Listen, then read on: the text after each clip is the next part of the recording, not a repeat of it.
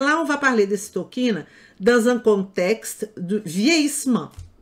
Vous savez tous que les cytokines, normalement, cytokines pro-inflammatoires comme interléukine 1, vous vous rappelez du sel qui va augmenter cette interléukine 1, qui va activer TH17, interléukine 6, TNF-alpha, tout ça sont des cytokines pro-inflammatoires.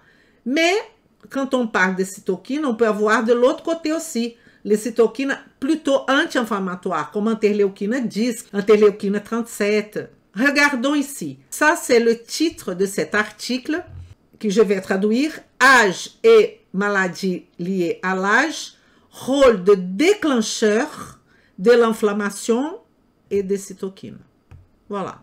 Ici, on a NF-κB.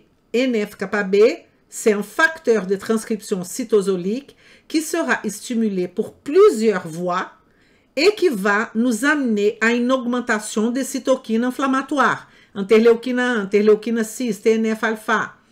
Ça, je vous ai mis ici, cette balance, parce que ce qu'on cherche, c'est un équilibre, parce que vous savez qu'inflammer est physiologique.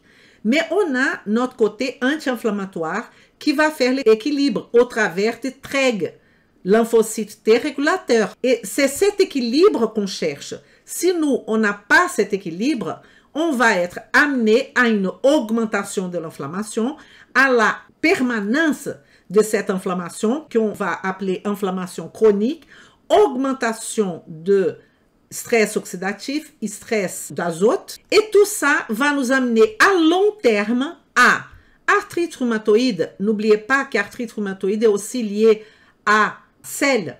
Pourquoi? Parce qu'elle va activer l'inflammation, le sel. Sauf que la complication, la complexité de notre étude, de notre objet d'étude, c'est que tout est lié, tout a des relations. Et pour unir tous ces points, c'est ça la beauté, mais c'est ça la complexité. Et c'est ça qui fera de vous un professionnel niveau top, top, top. C'est pas que savoir que le sel active l'inflammation. C'est dans le contexte de votre client et de votre patient. Il faut oublier complètement le protocole et commencer à réfléchir qu'est-ce que je fais avec ce patient? Quelles sont les priorités? Qu'est-ce que je cherche? Qu'est-ce qu'on va faire pour que cette personne va arriver à sa vitalité maximale qu'on appelle vitalité positive, qui va au-delà de tout simplement l'absence de signes et symptômes. Il y a le facteur psychique aussi, il a l'émotionnel, il a le spirituel qu'on appelle avoir un propos, il a l'émotionnel. Tout ça, vous allez regarder de haut par rapport au nœud biologique.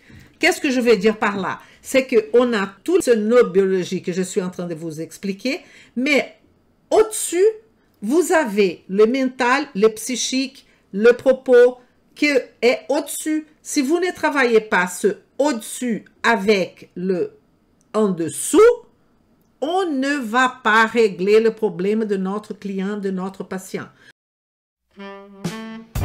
Vem comigo!